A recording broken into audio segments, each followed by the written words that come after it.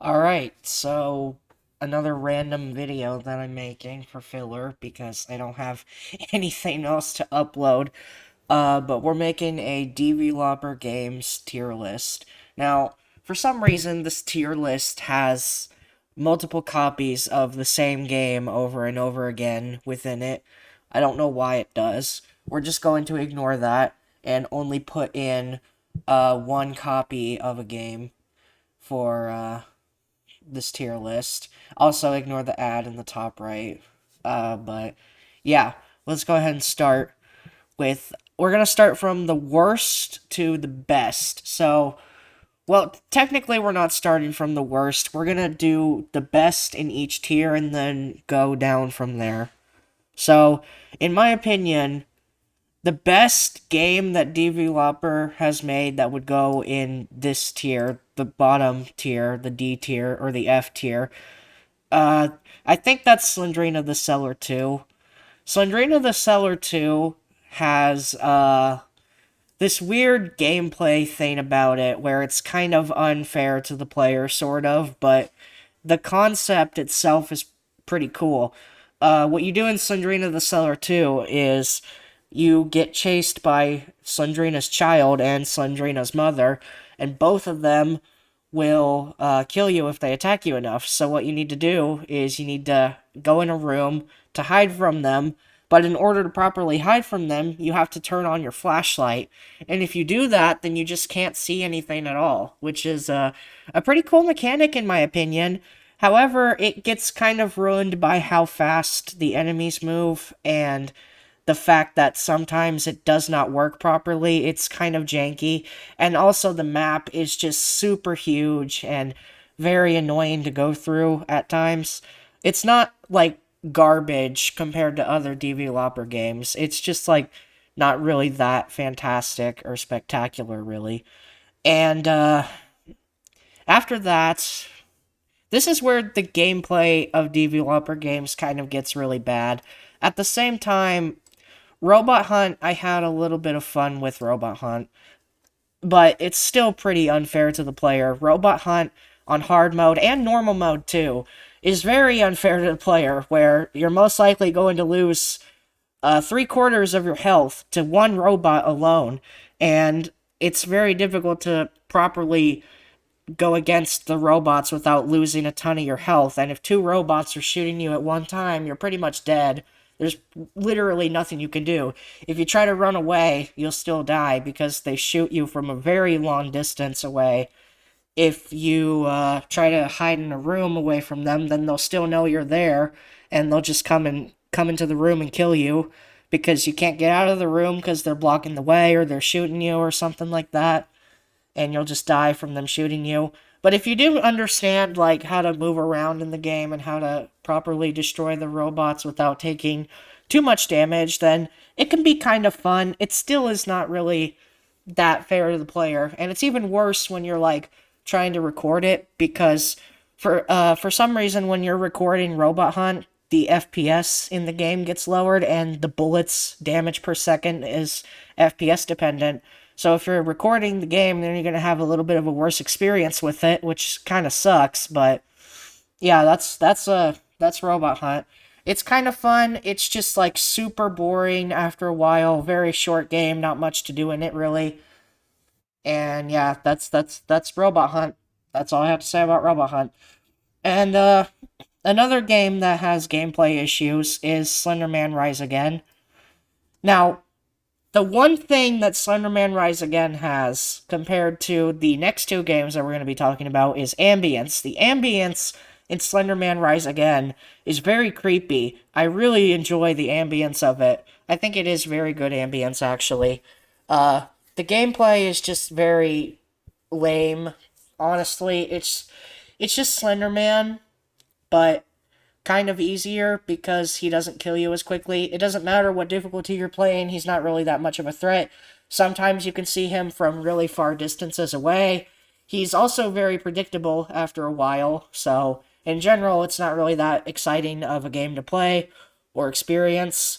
It's just like a one-time thing that you would never really go back to again, and even the first time you play it, it's just not really that exciting to play it, actually.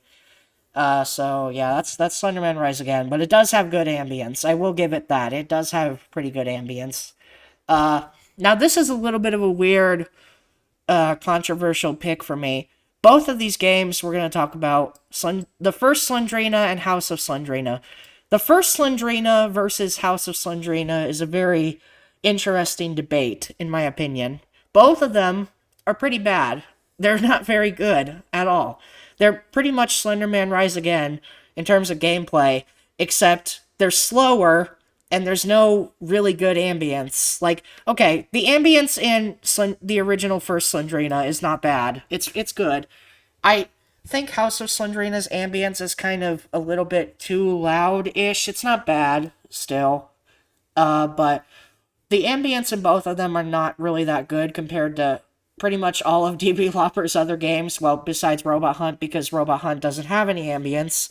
But when it comes to the comparison of Slendrina, the first Slendrina, and House of Slendrina, I think the original first Slendrina has more going for it than House of Slendrina does. The original first Slendrina at least has 4 different levels that you can play.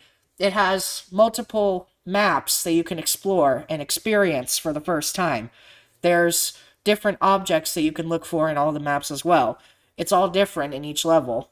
It's still like really not that entertaining, and the AI once again is very predictable after a certain point, but it's not that bad compared to House of Slendrina, I think. House of Slendrina and the original Slendrina both have very slow player movement as well, but House of Slendrina is only one map. There's pretty much no difference in any of the gameplay you'd have with House of Slendrina from the first time you play it. It's just the same thing over and over again. The only difference is where the objects that you have to look for around the house are. They're randomized, I think. I'm actually not sure if they're randomized like in Granny. The Granny trilogy and the twins, they have preset item locations, so you know where they are all the time, but you don't know where they are for these two, I think. But the problem with House of Slendrina's stuff is that sometimes it's very difficult to find, and maybe even you wouldn't find it at all, and that forces you to reset, forces you to experience the slow player movement again, and that's just terrible. So, I think the original Slendrina has a little bit more going for it compared to House of Slendrina. Not in terms of the lore, in quotation marks, the very vague lore that is supposed to be in DVloper games, I think. We don't really know for sure about that. But I do think that this game, compared to this game, is a little bit more. Just a little bit. Not too much, but enough that it's better than House of Slendrina. And I think House of Slendrina is therefore DVloper's worst game. So let's move on to C tier. C tier, let's see what we got. The Child of Slendrina, Slendrina 2. Okay, this is a little tough. We have Slendrina Asylum, Slendrina 2D, and Slendrina the School. I think out of these three, the worst one is maybe Slendrina 2D or maybe Slendrina the School. It's kind of difficult to rank these three because they're all good in their own different way. Slendrina Asylum properly introduces Slendrina's mother as an antagonist, and she's a good antagonist. I think she is one of DVloper's best characters. And then Slendrina 2D is a different take on the Slendrina series that's done in a pretty cool and interesting way. And then Slendrina the School is like a classic Slendrina game, but it's kind of better in a way. Although, that being said, if I were to choose any of these three as worse than the other, I would probably choose Slendrina the School, because Slendrina the School just has Slendrina as an antagonist. It introduces Teddy. Teddy is cool, I like Teddy, but there's only Slendrina, the map is not that big, and on higher difficulties, Slendrina is a little bit unfair to the player.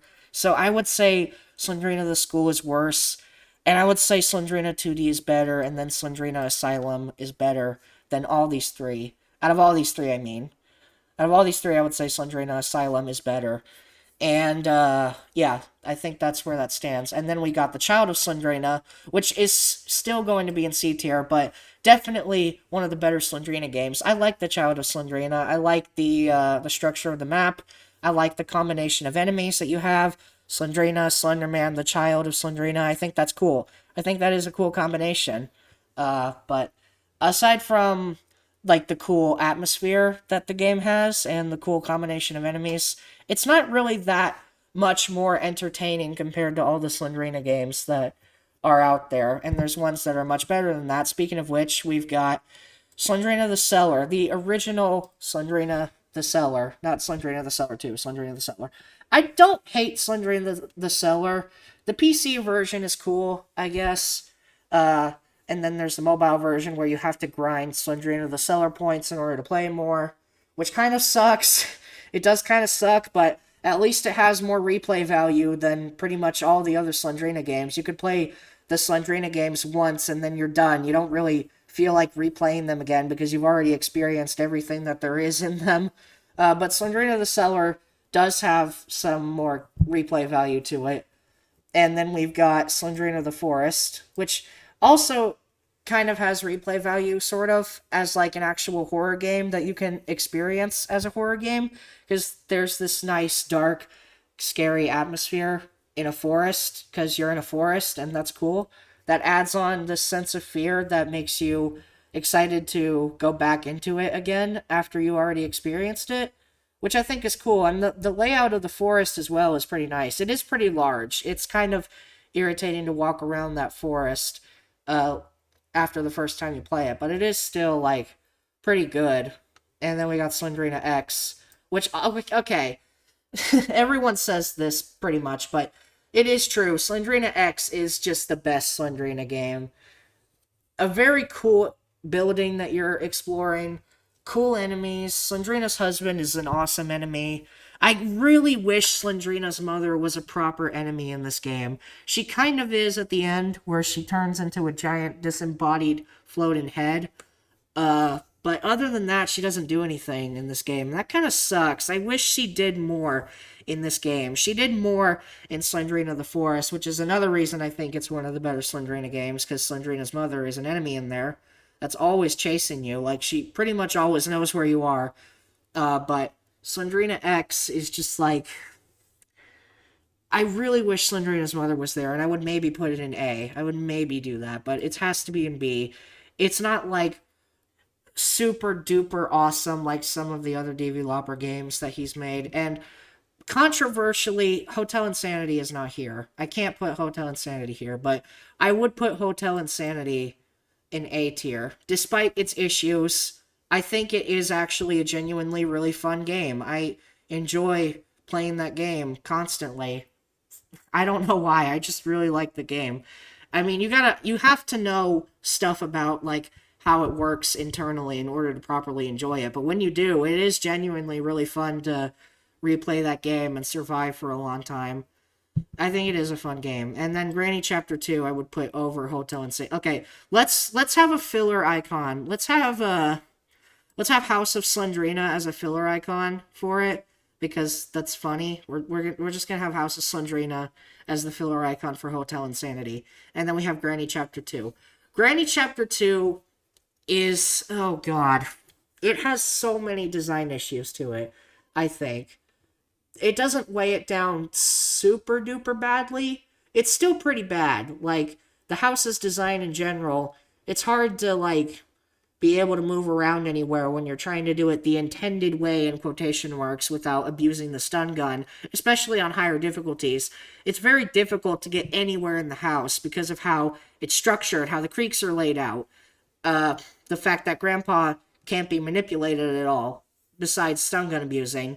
It's like, it's not good. And the hiding spots as well are not that well designed, because you can't really see anything, and human hearing is not as good as animal human hearing, so it's like not easy to know where an antagonist is in the house. You can hear them throughout the entire house, because the house is so condensed, but you can't really tell where they are exactly, because, again, it's condensed so much that it's difficult to tell where the enemies are if you try to do it the intended way, in quotation marks, that just it's better to just use stun gun abuse. But after a while, that just gets really boring and repetitive. And yeah, Granny Chapter 2 is like the weakest of the Granny trilogy and not really that well designed. It did introduce Grandpa. Grandpa is DVloper's best character, in my opinion.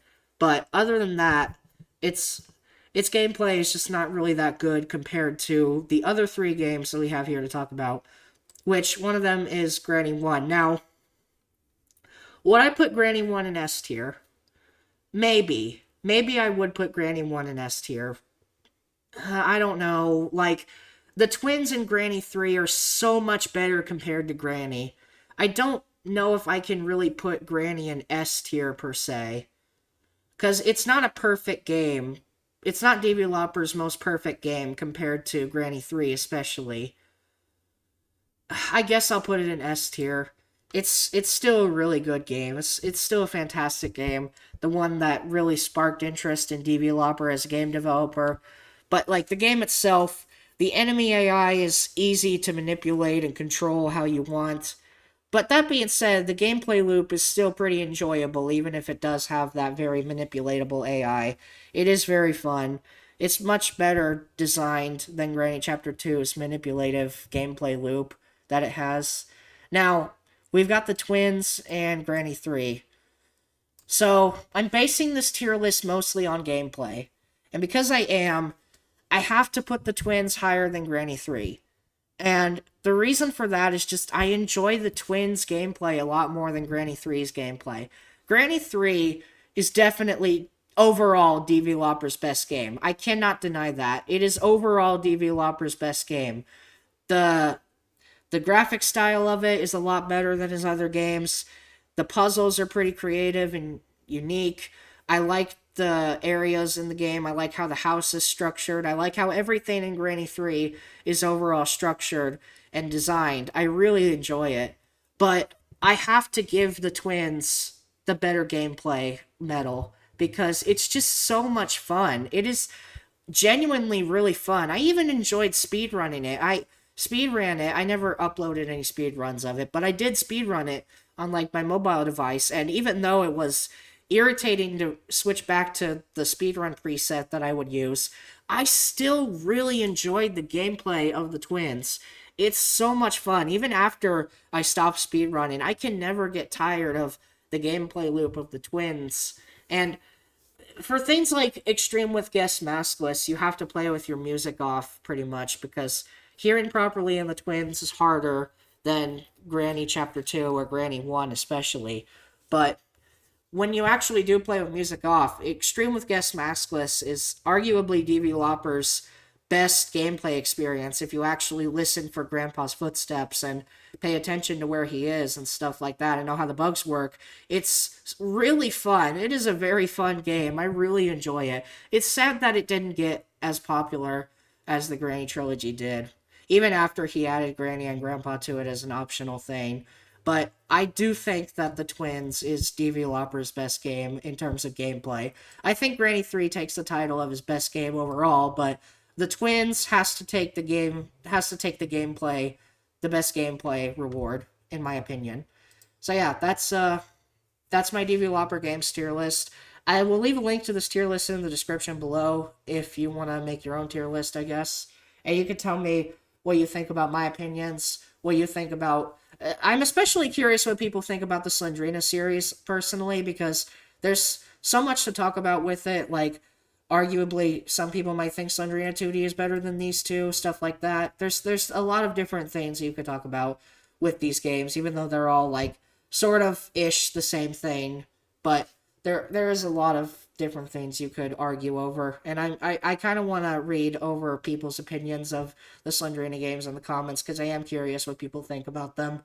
But yeah, that's my DVloper games tier list, so bye.